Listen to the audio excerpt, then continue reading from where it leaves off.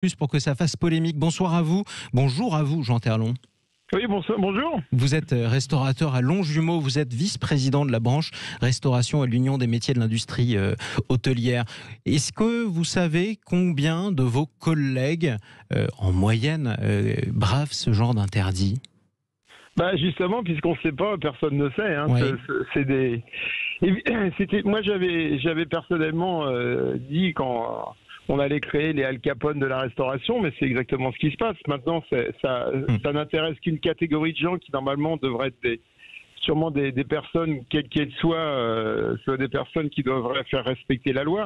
C'est vrai que là, on est sur le peut-être, évidemment, vous avez posé la bonne question, est-ce que c'est des anciens ministres ou c'est des ministres en exercice ? Oui. Est-ce que aussi, d'ailleurs, Monsieur Chalençon a été sincère lorsqu'il parlait de ministre, il a plaidé ensuite l'humour pour essayer de noyer le poisson, donc on ne peut pas savoir, ça ne sert à rien d'ailleurs de citer des noms. Évidemment, vous l'imaginez bien, tout le monde mène son enquête, des photos de certains ministres en photo devant la porte de cet endroit qui circulent sur Twitter, d'autres vidéos qui circulent aussi où vous voyez l'organisateur nous parler de ses amis, on l'écoutera dans un instant. Au-delà de ça, que diriez-vous à un collègue restaurateur, Jean Terlon, qui vous dirait moi je continue à ouvrir en secret? Nous, à l'UMI, ça a toujours été clair. C'est la loi, rien que la loi, et l'obligation de la loi. Donc, tous ces gens qui s'amusent à sortir de la loi entachent ma profession. Comme un ministre, s'il va manger dans un restaurant clandestin, il entache sa fonction, il entache la réputation du gouvernement et la parole des hommes politiques qui mettent la restauration en fermeture, très bien. Simplement, il faut respecter les lois. Donc voilà. Maintenant, les slogans des uns et des autres qui disent « oui, moi j'ai que ça pour vivre », je pense que les restaurants clandestins, surtout ceux à Paris qui se sont mis en place, d'abord Monsieur Chalençon, et s'il n'a pas les preuves et qu'il balance ça comme ça aujourd'hui dans l'ère des réseaux sociaux, c'est un imbécile. Déjà, il n'est pas restaurateur pour commencer. Il n'est pas du tout du métier. Il a peut-être loué ses salons, mais il n'a pas le droit. Il a fait organiser des soirées, il n'en a pas le droit. Et les gens qui sont venus servir et faire la cuisine, ils n'en ont pas le droit non plus.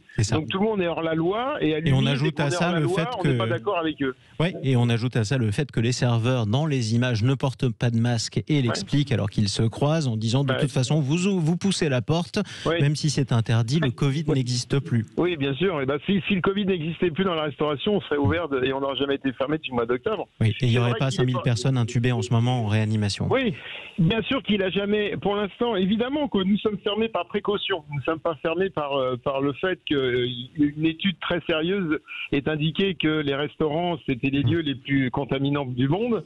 On est fermé en précaution parce que notre métier, c'est de recevoir du public et de faire à manger ou de servir dans un bar ou d'accueillir les gens dans les discothèques. Donc, par précaution, on va fermer les ERP, les établissements recevant du public. Donc voilà. Donc ça, nous, on peut nous contrôler et on peut nous fermer, on peut nous ouvrir, on peut nous sanctionner. Est-ce que vous vous sentez trahi quand, par exemple, un chef professionnel, en tout cas, puisque c'en était un, il suffisait de voir le menu et les plats, continue à ouvrir alors que vous-même, vous êtes fermé?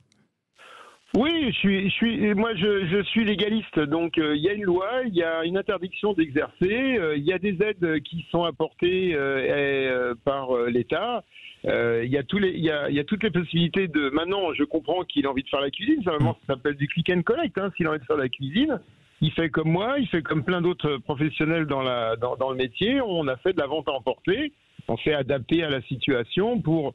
Même si on ne gagne pas d'argent, mais au moins psychologiquement, ça nous permet de continuer de travailler, de pratiquer ce qui est notre passion, c'est-à-dire la cuisine. Et c'est en attendant que bientôt les beaux jours arrivent pour la réouverture de nos établissements.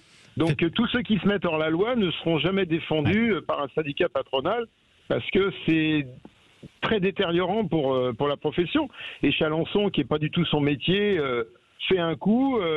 qui d'abord demande à être prouvé, il demande plein de choses. J'ai entendu ce matin, l'émission était excellente, les gens chez vous avaient des très bonnes réflexions, effectivement ça ressemble à de la prohibition. Deuxièmement, effectivement, M6, quelle preuve il a pour annoncer, pour dire qu'il y a des photos, qu'il y a des images. Donc c'est vrai que on dirait qu'on est à la chasse aux ministres ou aux hommes politiques pour savoir s'ils enfreignent la loi. Bon, il y en a eu plein dans la vie qui en ont effondré la loi, mais dans ce domaine-là, Au moment où le gouvernement demande tant de sacrifices à tant de restaurateurs et de serveurs, vous êtes certain moi, j'y crois pas. Vous n'y croyez pas en tout cas. Quoi qu'il en soit, Gérald Darmanin, le ministre de l'Intérieur, a annoncé l'ouverture d'une enquête, au-delà du fait que Marlène Schiappa a rappelé d'ailleurs qu'un ministre était injusticiable comme les autres, c'est-à-dire que s'il avait fraudé, eh bien, il devrait être sanctionné au même titre que les autres. On va revenir sur cette formule que vous avez utilisée, qui rappelle un peu un discours malheureux du président Macron. Le retour des beaux jours, Emmanuel Macron parlait du retour les jours heureux. Vous aussi, vous ne pouvez pas vous empêcher de cocher cette date du 15 mai qui vous permettrait peut-être de rouvrir si jamais les conditions sont réunies, Jean Terlon ?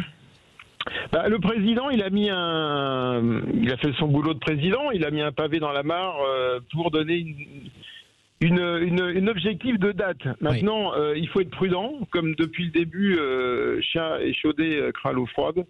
Des dates, on en a eu plein. C'est un objectif, mais c'est pas une réouverture promise. C'est un objectif qu'il va falloir peut-être atteindre, qu'il va falloir tout faire le nécessaire pour l'atteindre. D'ailleurs, c'est le but des réunions qu'il y a à Bercy ou à Matignon avec les organisations patronales, dont l'UMI, pour mettre en place des protocoles qui existent déjà. Je le rappelle, on avait tout ce qu'il fallait déjà en protocole pour rester ouvert. On va rajouter l'utilisation d'un QR code pour voir les gens qui sont pour pouvoir retrouver pour retrouver qui est. Mais les gens par contre ne sauront pas dans quel restaurant ça s'est passé. Il faut bien qu'ils se rendent compte que c'est pas un mouchard, c'est pas. Et qu'on puisse les contacter si jamais quelqu'un avait le coronavirus dans la même salle et qui serait cas contact. Mais pour l'instant, tout le monde s'excite en disant ça y est. Moi j'ai entendu un pseudo-restaurateur là, qui fait les médias, qui adore ça, qui dit moi je rouvre le 15 ans. On lui a pas dit qu'il rouvrait le 15, il a dit que si ça se passait pas mal au niveau sanitaire, on est accroché au sanitaire. Donc tant que le sanitaire donnera pas son feu vert, on peut avoir un objectif d'ouvrir des terrasses comme le premier confinement. Mais pas plus pour l'instant, si jamais c'est pour ça que vous restez serein et que vous restez surtout prudent pour ne pas être déçu. Merci à vous, pragmatique. Merci à vous. On vous souhaite quand même la réouverture la plus rapide possible, Jean Terlon. À vous comme à tous vos collègues d'ailleurs qui respectent la loi pendant que d'autres, on l'a vu dans ces images à Paris, l'enfreignent joyeusement. Merci Jean Terlon. Je rappelle que vous êtes restaurateur dans l'Essonne à Longjumeau et vice-président de la branche restauration à l'Union des métiers de l'industrie hôtelière.